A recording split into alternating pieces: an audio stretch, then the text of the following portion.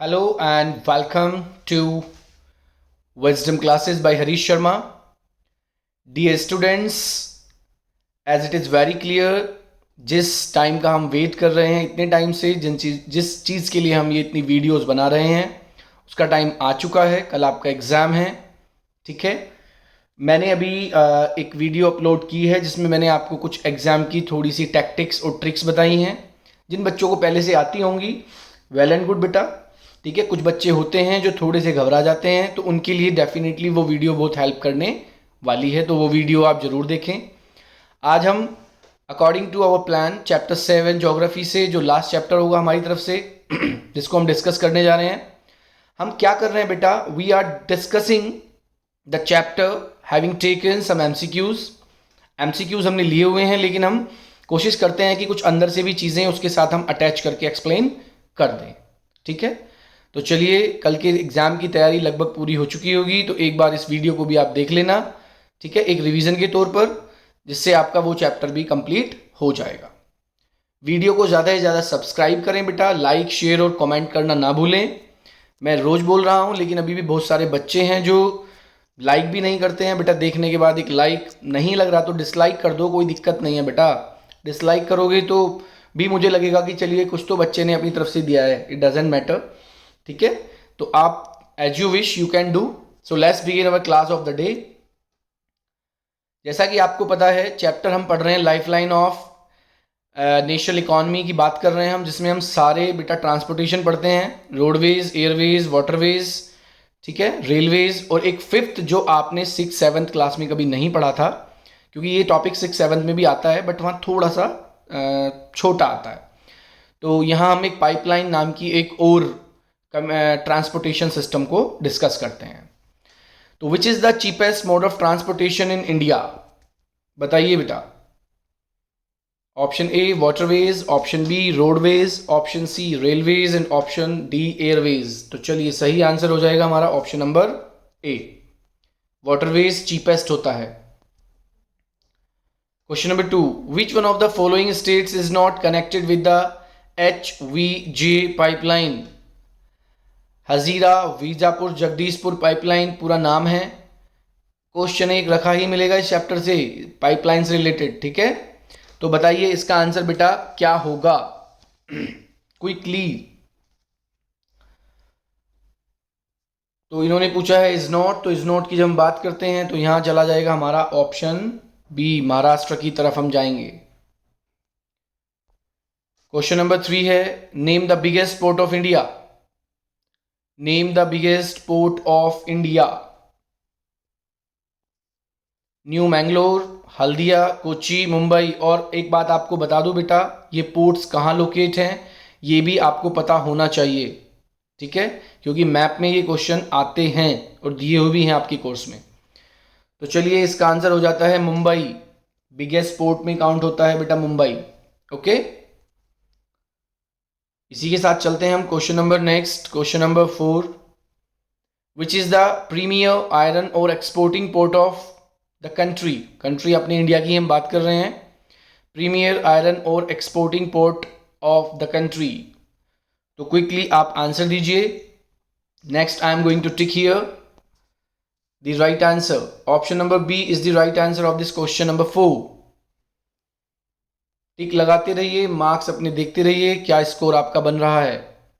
When was the transportation, ये transportation है बेटा यहाँ, ठीक है, एक सेकेंड, ये ट्रांसपोर्टेशन आप इसको कर लीजिए यहाँ पर, ON ट्रांसपोर्टेशन। नेशनलाइज्ड, ट्रांसपोर्टेशन को नेशनलाइज्ड कब किया गया बेटा। तो ऑप्शन नंबर बी के साथ जाएंगे हम, 1953 इज द राइट आंसर।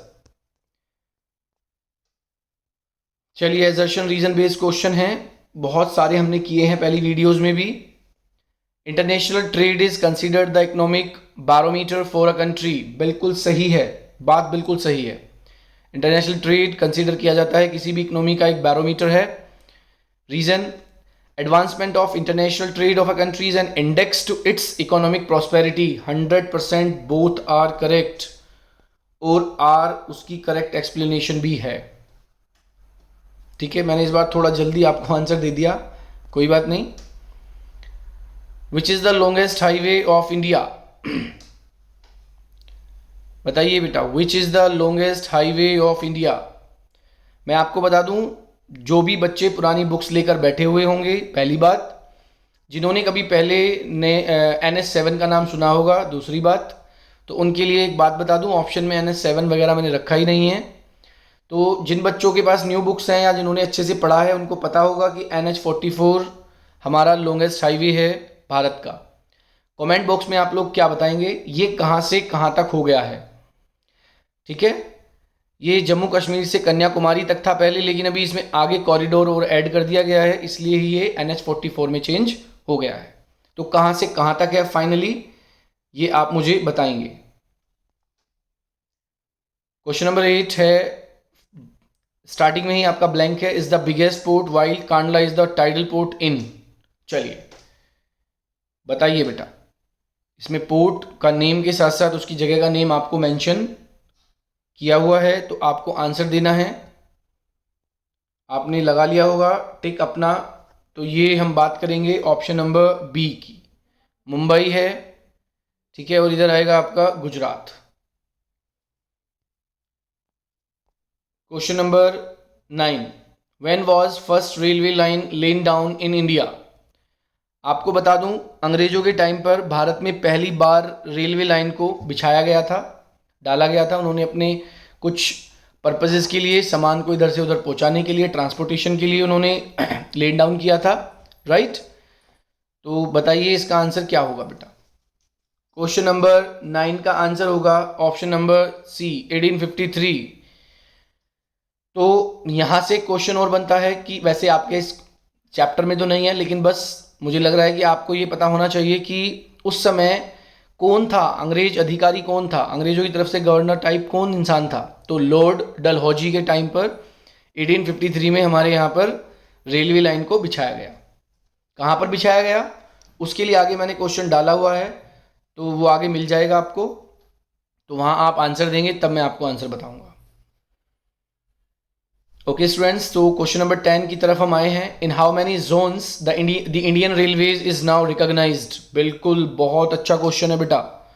अब कितने जोन्स में इंडियन रेलवे रिकॉग्नाइज्ड है? 12, 15, 16, 17? तो राइट आंसर जाएगा इसका बेटा option number D, 17 is the right answer. Okay,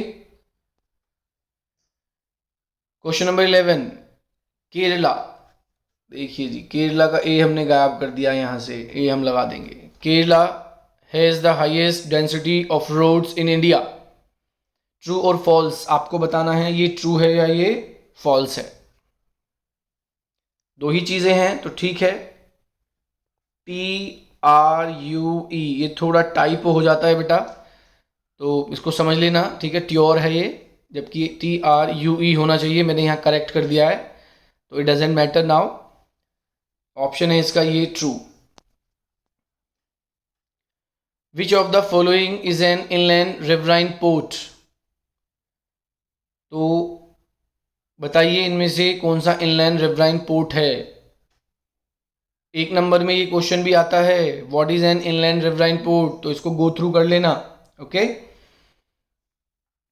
तो बताइए इसका आंसर क्या होगा। क्वेश्चन नंबर 12, क्वेश्चन नंबर 12 में हम जाएंगे कोलकाता के साथ बेटा। Kolkata is the right answer. किसी को अगर कुछ पूछना भी हो बेटा, तो आप मुझे, मेरी वर्कशीट पर मेरा नंबर है, तो वहां डालकर पूछ सकते हैं, या आप मुझे डायरेक्ट कमेंट में भी पूछ सकते हैं। Question number 13, the longest pipeline connects. The longest pipeline connects का आंसर कौन बच्चा देगा?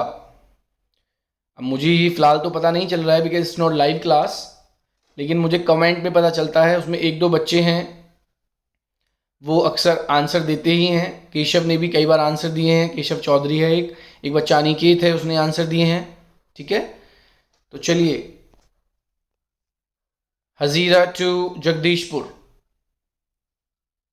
इसका आंसर हो जाएगा 13 का C. Question number 14, STD refers to means, यहां इसकी फुल फॉर्म पूछी जा रही है बेटा। So what you will have to do, अभी आपके टाइम में तो फ़ोन्स आ गए हैं, जब हम आपके जितने छोटे हुआ करते थे that time STD, ISD, PCO, बहुत पीसीओज लगे हुए होते थे सड़क के किनारे या मार्केट के अंदर। तो उस समय भी हमें इन चीज़ों का पता था, बुक्स में तो बहुत बाद में हमने देखी ये चीज़ें। तो एसटीडी बताइए क्या होता है, what is the full form of STD.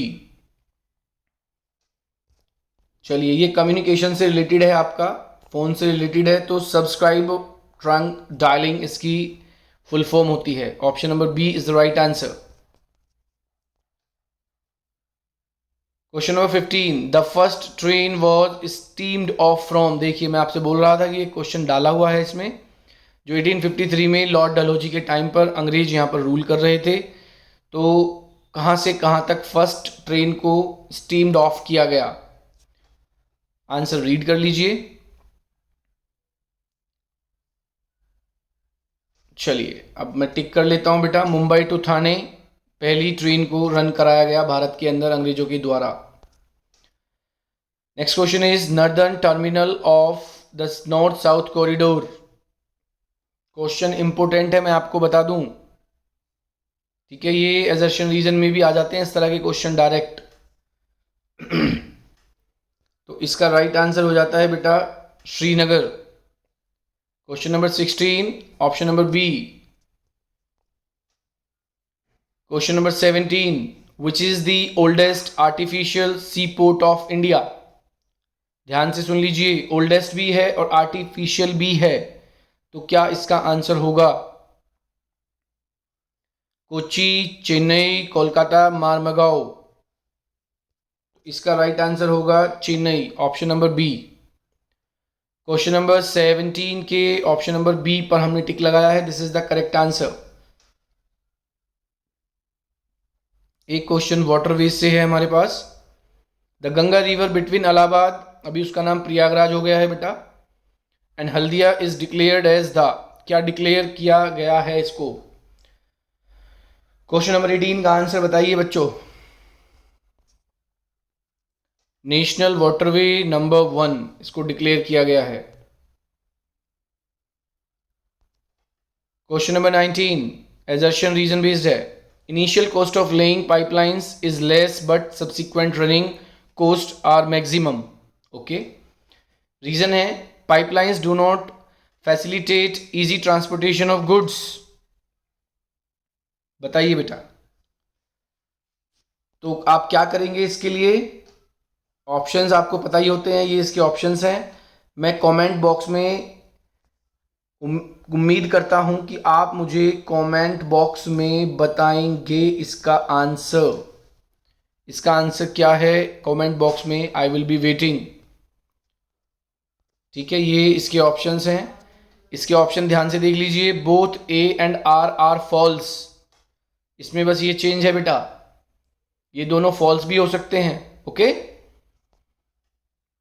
question number 20 and the last question of the video as well as the course chapters।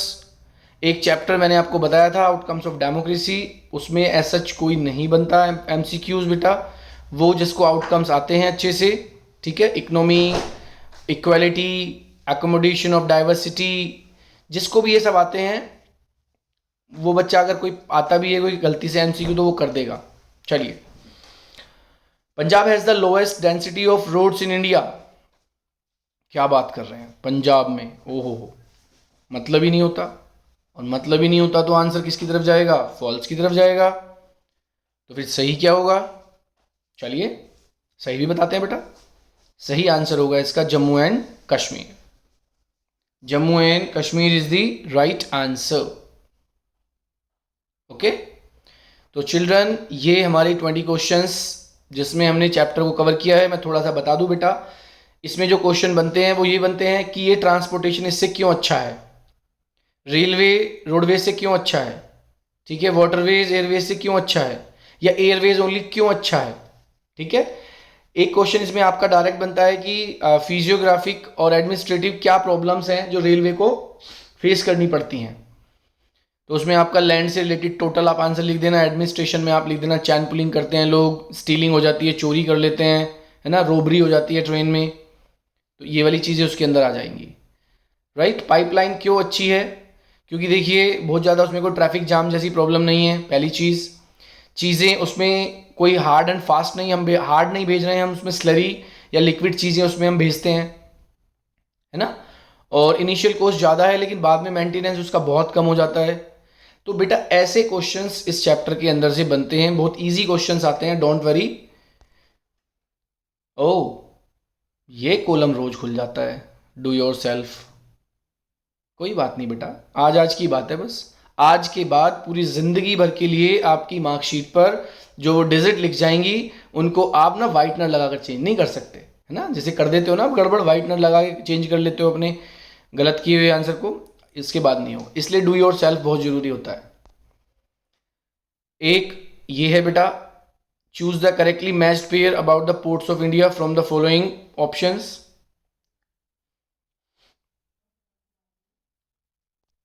Next question है बेटा, major ports handle about 90% of India's foreign trade, identify which port belongs to which state. Match करना है यहां पर भी। Trade or international trade can be mostly done through the ports and airports. Identify the following ports and airports with their location. ध्यान से पढ़ के जाना, कल के पेपर में रखा ना मिल जाए बेटा एक। इसके बाद जो 5 क्वेश्चंस हम अक्सर देते हैं, पूरी कोशिश की गई है कि इन क्वेश्चंस में वो क्वेश्चन रखे जाएं जो आपको 1-2 इनविजिकल देखने को मिल जाए एग्जाम के अंदर, ठीक है।